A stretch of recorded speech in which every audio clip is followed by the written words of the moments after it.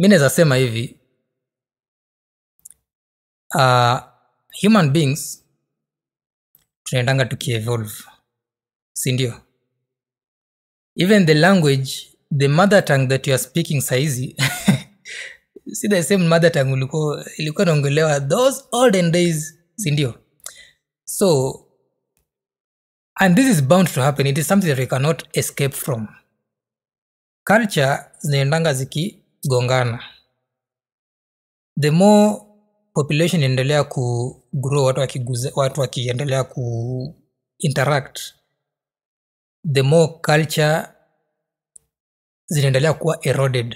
It's not something that we can fight, but we can have like a way of preserving our culture, somewhere that someone can look as a reference akitaka kulearn. And if you get a chance to use this to also teach your kids, good and well. But if you do not get a chance to maybe teach your kids mother tongue and all that, there can be a place, kwa sababu kuna kuanga na heritages zenye wacha kama milioni na ile story ya Bomas. Mimi kitu nilishangaa sana how you go ahead to put down vitu that, because I don't know,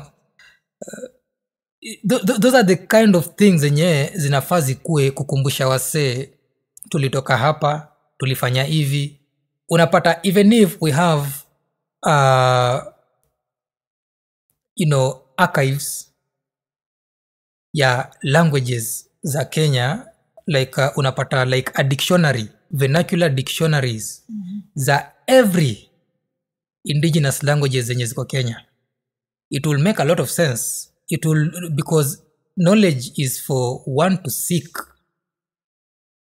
If you teach your kid to seek knowledge, hiyo ndio kitu yenye atafanya. Akigrow ataka kujua really my parents what were they speaking. Na unajua as long as utakuwa unaongelesha mtoto lugha fulani, akikuwa mkubwa atataka pia kujua about that language. Alafu then at that point maybe he or she will start searching. Akisearch maybe he will stumble upon dictionary yenye kuna like their indigenous languages and all that. Because me, I believe and I know deep down that cultures zinafaa ziende zikibadilika.